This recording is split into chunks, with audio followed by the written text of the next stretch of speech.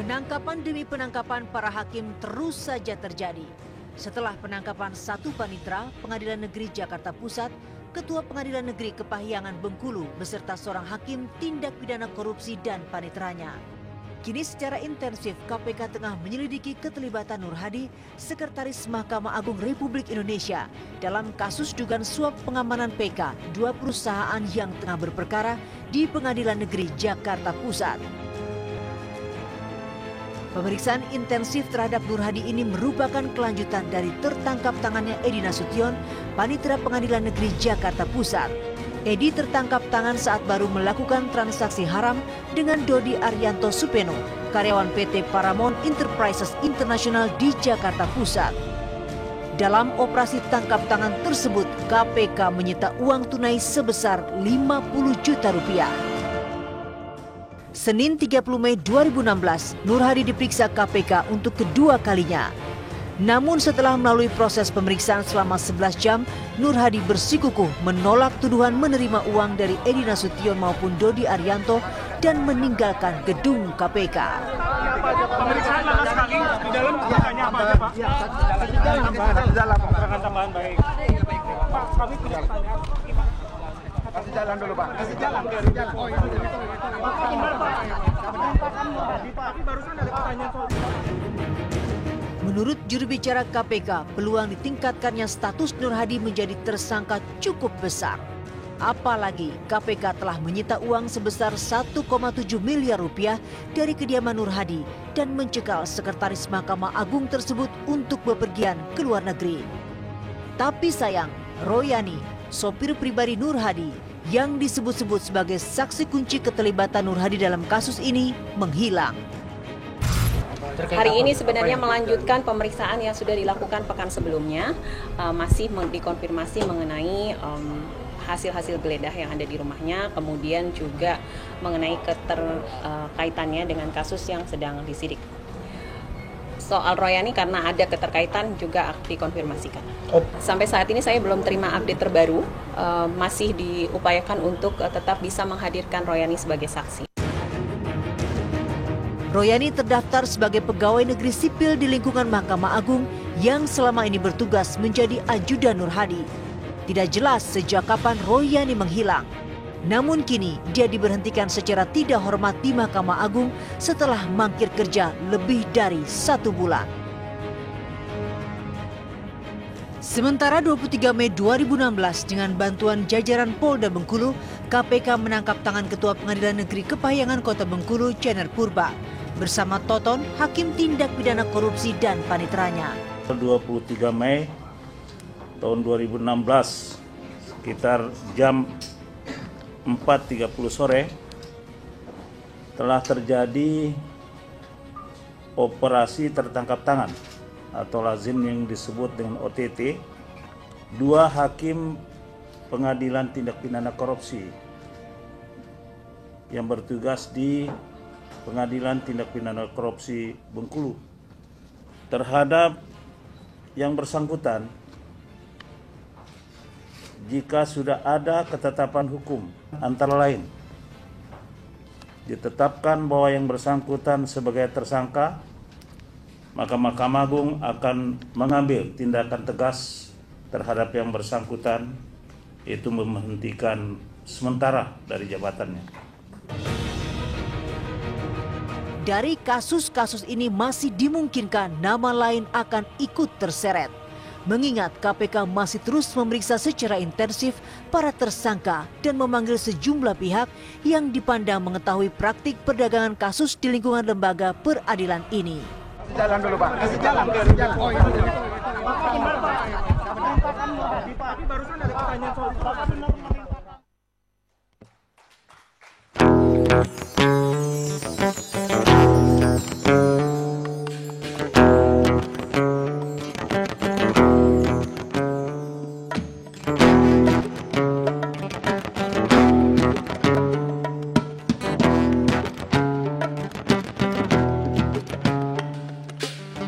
Kalau cinta sudah dibuang, jangan harap keadilan akan datang. Kesedihan hanya tontonan bagi mereka yang diperbudak jabatan.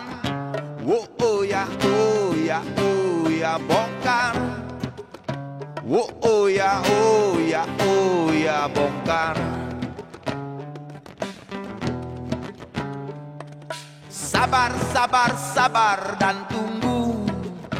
Itu jawaban yang kami terima. Ternyata kita harus ke jalan, robohkan setan yang berdiri mengangkang. Oh ya, oh ya, oh ya, bongkar. Oh ya, oh ya, oh ya, bongkar. Oh ya, oh ya, oh ya, bongkar. Oh ya, oh ya, oh ya, bongkar.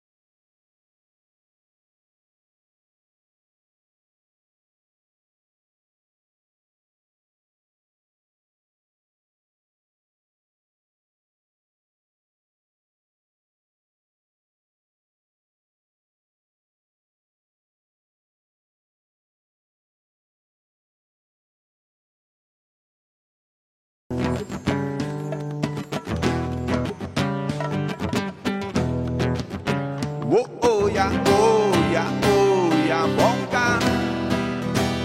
Oh ya, oh ya, oh ya, bongkar. Oh ya, oh ya, oh ya, bongkar. Oh ya, oh ya, oh ya, bongkar. Menindas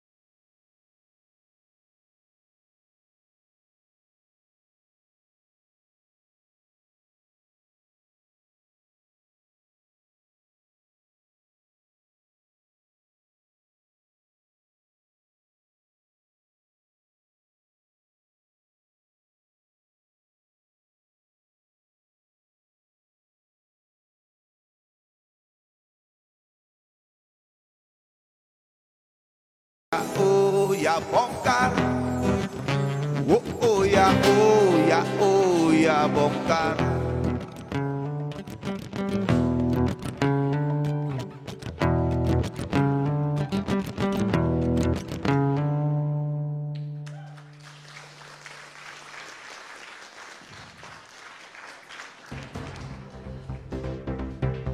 Indonesia Lawyers Club edisi malam ini hadir kembali dengan tema Robohnya Mahkamah Kita.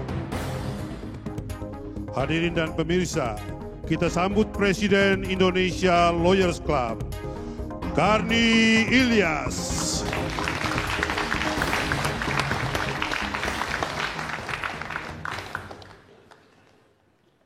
Pemirsa, malam ini kita bertemu kembali dengan tema yang cukup menyedihkan bagi kita semua, bagi masa depan negara ini, bagi masa depan generasi muda, yaitu robohnya mahkamah kita.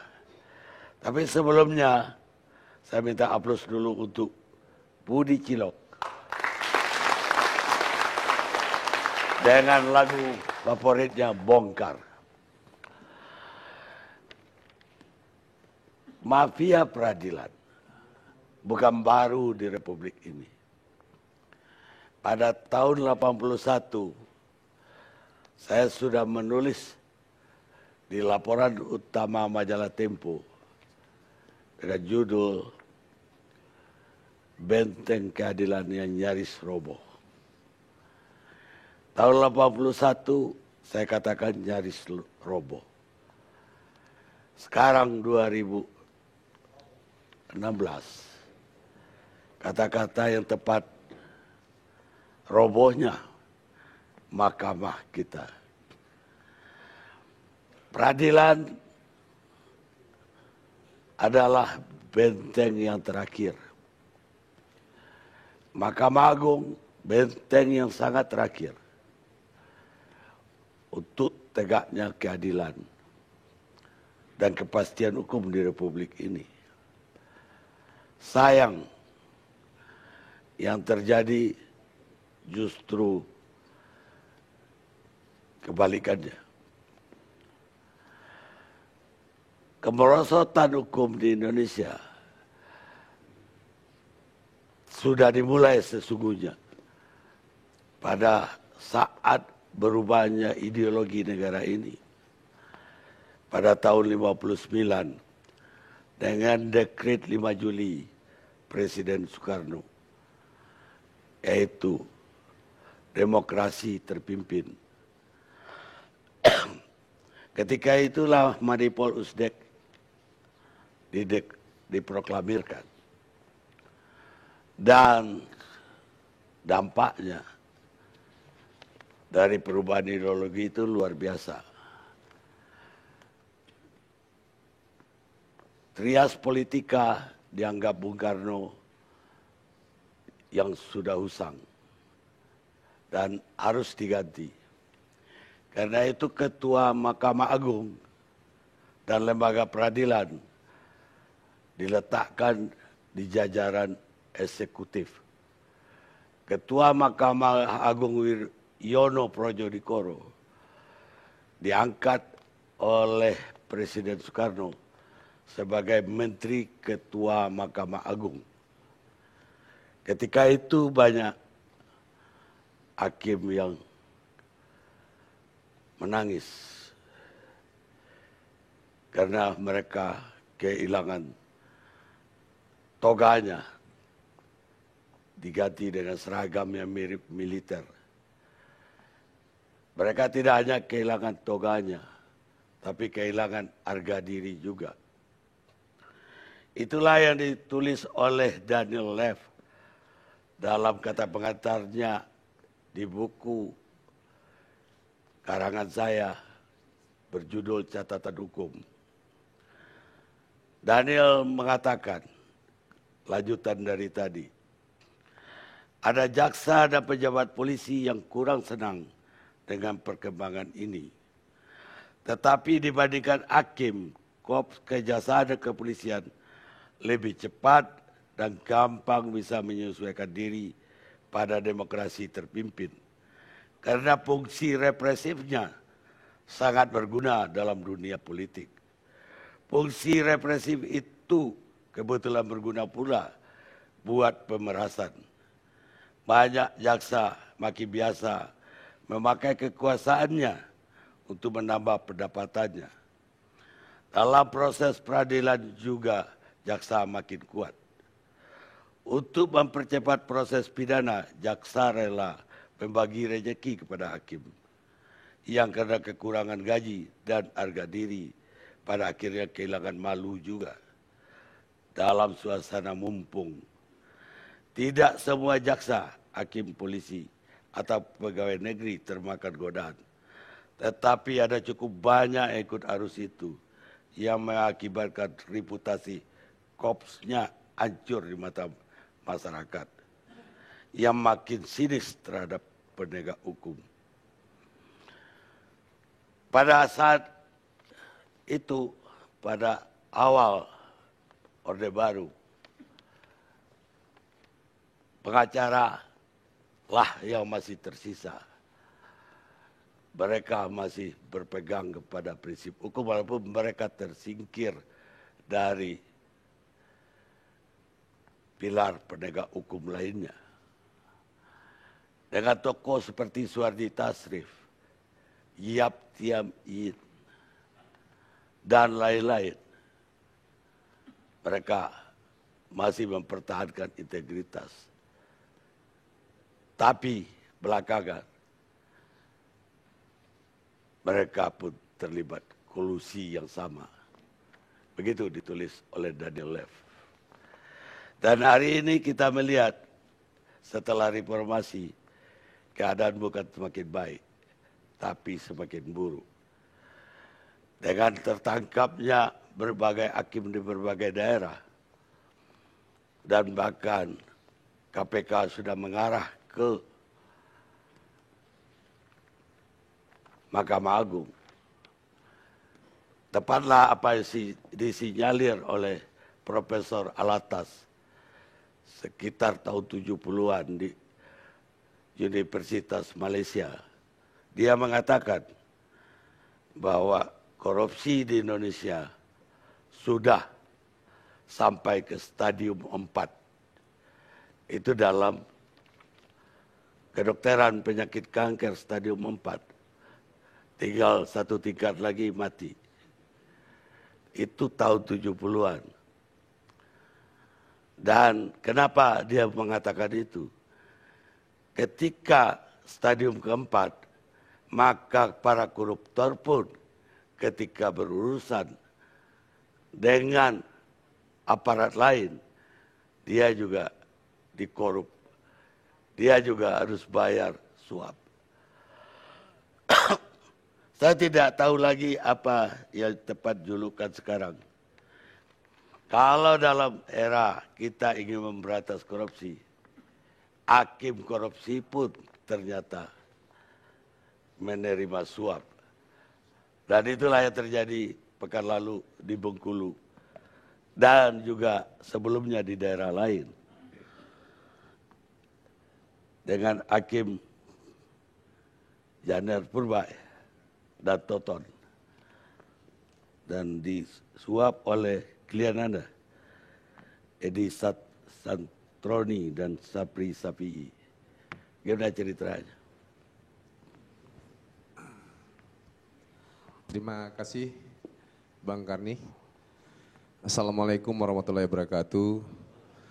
Bapak-bapak, ibu-ibu, para forum pada malam hari ini, selamat malam dan salam sejahtera buat kita semua dan pemirsa di rumah. Alhamdulillah saya berucapkan terima kasih kepada Bang Karni untuk mengundang saya di acara ILC ini dan memberi kesempatan saya untuk dapat berbicara di saya acara kira ini. langsung aja ke depan. Kalau nanti untuk, kita ramah-tamah. Oke, terima kasih Bang Karni. Kalau untuk masalah tangkap tangan ini, OTT yang dilakukan oleh KPK, kalau kronologisnya ya seperti yang ada di media. Karena untuk saya selaku kuasa hukum Edi Santoni dan Sapri CPI, betul-betul saya kaget dan saya tidak tahu kejadian sebenarnya bagaimana, hanya saya tahu setelah di berita. Karena kedua orang ini di luar jangkauan ataupun di luar komunikasi saya selaku kuasa hukum. Saya hanya sebatas normatif. Ketika dia menyuap, dia udah kasih kuasa hukum kepada Anda atau sesudahnya? Gimana, Pak? Ketika kejadian, apa Anda udah jadi pengacaranya atau belum? Saya kuasa hukum dari kasus yang RCMI yang dalam proses persidangan gitu. Oh, yang dalam perkara. Iya, dalam proses persidangan. Oke, baik. Bukan yang OTT ini bukan. Oh, ada nggak ikut dalam OTT? Oh, enggak, itu. Saya yang proses persidangannya Bang Karni. Baik. Anda tidak tahu dia mau menyuap? Tidak tahu. Padahal dia agak konsultasi sama Anda? Tidak pernah. Saya hanya menjalankan proses hukum ini karena perkara ini cukup menarik Pak Karni. Cukup heboh dan memang jauh-jauhnya sudah booming gitu kasus RCMY ini. Gitu Pak Karni. Lah setelah dia ketangkap, Anda tidak ketemu dia? Tidak. Belum ketemu? Belum ketemu. Sampai sekarang? Sampai sekarang. Anda udah coba untuk bertemu? Saya tidak berupaya karena ya biar proses penyidikan KPK aja dulu berjalan karena saya tidak tahu apa yang mereka lakukan. Perkara yang Anda tangani itu sudah sampai di mana? Kalau perkara yang kita tinggal menunggu putusan Pak Karni. Udah dituntut jaksa? Sudah dituntut 3 tahun 5 bulan. 3 tahun 5 bulan? 3 tahun setengah. Terdakwa aja 2 toh? Terdakwa 2, itu Edi Santoni dengan Sapri Syafei. Dua-dua aja dituntut segitu?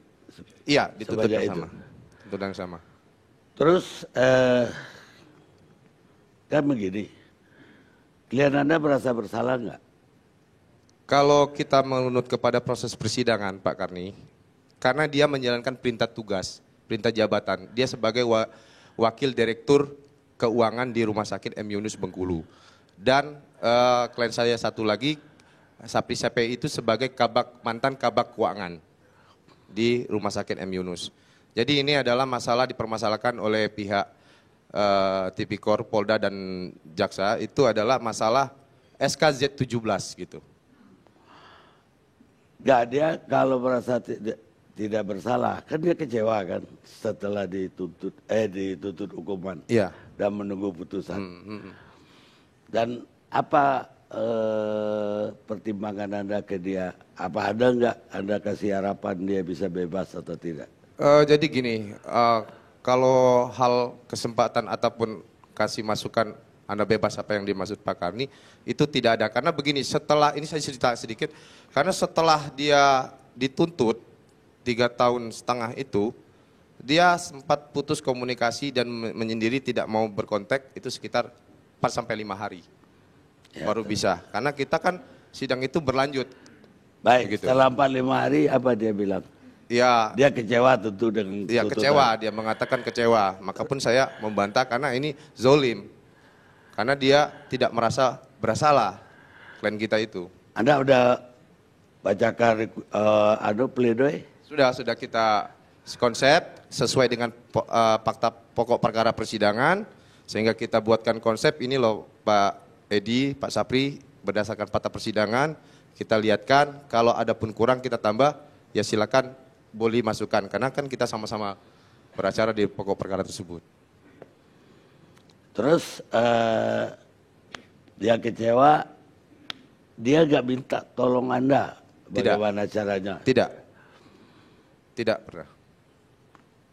Hanya dia serahin ke proses saja? Proses saja, kami itu ya, saya dengan rekan saya, Creative Society juga, kami ini hanya menjalankan tugas sebagai berdasarkan kuasa, kayak gitu. Tidak ada apa yang itu kami tidak tahu gerak-gerik di luar. Biasanya kayak begini ya pengacara itu, bukan nggak tahu ya. Gini deh, saya aja proses hukum. Anda kalau mau dekati hakim silakan aja sendiri. Begitu nggak ada ke dia? Oh tidak, saya tidak pernah sejauh itu, bukan saya mengeles. Memang kita tidak pernah, karena dia, Pak Omeng kita tolong minta dampingin, ya sudah kita dampingin berdasarkan kuasa, kita jalankan normatif. Istilahnya tuh kita sesuai dengan fakta persidangan aja. Gitu Pak Gani. Pak Gani. Ketika hakimnya sendiri tidak pernah menghubungi Anda? Tidak pernah. Tidak pernah. Atau Anda mengatakan klien Anda akan bertemu hakimnya? Tidak pernah, tidak pernah. Anda nggak ngatur pertemuan? Nggak ngatur. Jadi kita tuh nggak tahu persis. Itu jujur, saya betul-betul demi Allah kaget betul dengar kabar sejauh itu, sejauh dia berjalan di dalam proses itu kan kita nggak tahu Pak Karni. Karena kita juga banyak juga menampingi perkara-perkara predio. Jadi kadangkala kita ya membantu kan masyarakat kan. Jadi ada perkara predio juga yang kita dampingin kan gitu. Jadi untuk fokus kayak gitu nggak ada waktu buat kita Bukan tidak ada waktu, kita kalau dia berkomunikasi kita luangkan, kan begitu aja Pak Karni. Jadi ini fee Anda udah keluar belum? Ya sudah, loyaltinya sudah dari awal sudah. Udah ya. Syukurlah. Tapi gak gede. Kita lihat sejenak. Pemirsa.